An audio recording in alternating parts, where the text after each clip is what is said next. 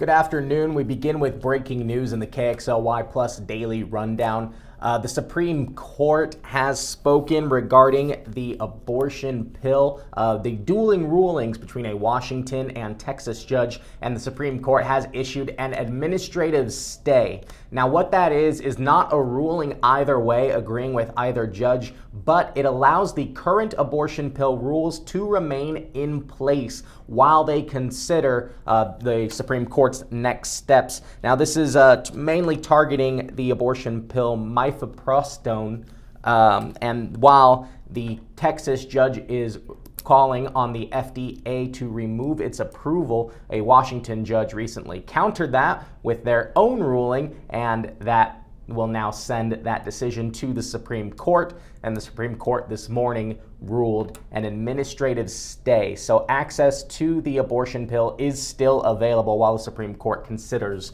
what's going to happen next. Moving on from that, we had another breaking story this morning in Spokane Valley. As I pull up my notes on that, around 5:45 in the morning in the area of East Valleyway Avenue and North McDonald Road, a man and woman were driving east on the road, and it appears that they ran a stop sign, hit a tree. The car was sheared in half.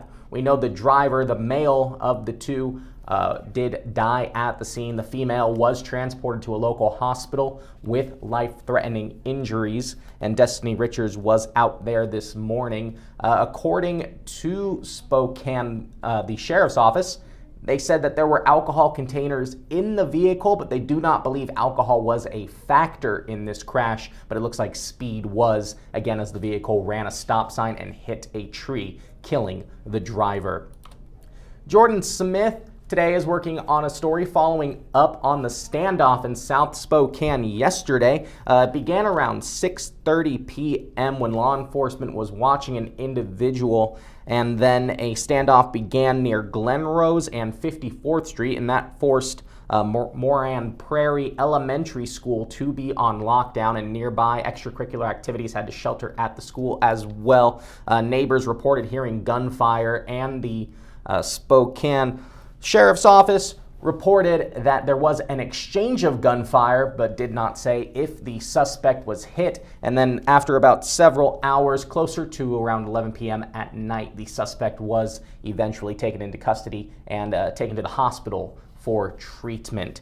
Jordan Smith is working to follow up on trying to get more details as to what happened. In addition, that area is still a crime scene, a heavy law enforcement presence still in that area, multiple police cars when Jordan was out there this morning, so he'll hopefully have more details on that coming up tonight at 5. Also happening today, well, I suppose it started really on Tuesday when a Russian volcano, the name of that volcano is Mount Shivelich.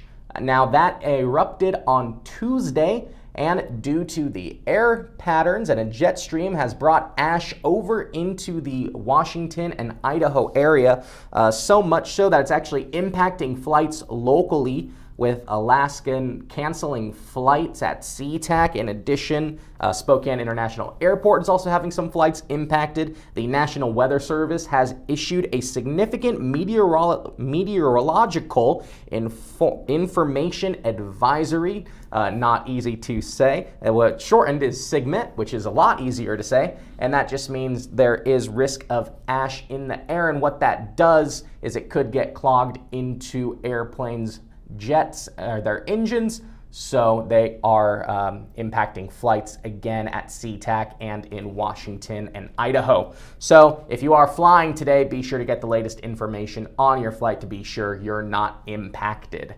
Vanessa Perez is working on a story, mostly for tomorrow, where a wrestling tournament coming today for the weekend in Spokane, the USA Wrestling Women's National Championships, for the first time being held in the Inland Northwest. It's never been here before. About 500 female wrestlers will be in town competing at the podium in about over a dozen different divisions, ages 7 to 23 years old. And Vanessa is working to find out more about that event. We just had a big volleyball tournament here as well, which is always nice to see more events coming to the Spokane area.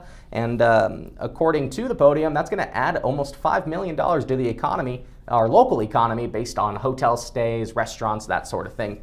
So also, the Spokane Indians, they've started off their season 2-1. They play tonight, the Eugene Emeralds, at Vista Stadium, 6:45 p.m. But the game we're more excited about is tomorrow at 5:09 p.m., where you may just notice 4 News Now's chief meteorologist Chris Crocker throwing out the first pitch tomorrow at the Spokane Indians game. So if you are going to the game, be sure to look out for her, and hopefully she pitches a strike. But we will be sure to make fun of her if she doesn't. And in the vein of Chris Crocker, let's take a look at the forecast today. Clouds and mild this afternoon. There's going to be a continuing trend of cold starts in the morning. Light winds and scattered showers will continue for the next couple of days. But fortunately, that warmer weather is moving into the area. As you can see, we're going to be in the high 50s tomorrow, touching 60 Sunday. And then, unfortunately, it's going to cool back off as we head into Monday. Evening rain Sunday night into Monday, and then a big cool off next week, making it a little more spring in Spokane.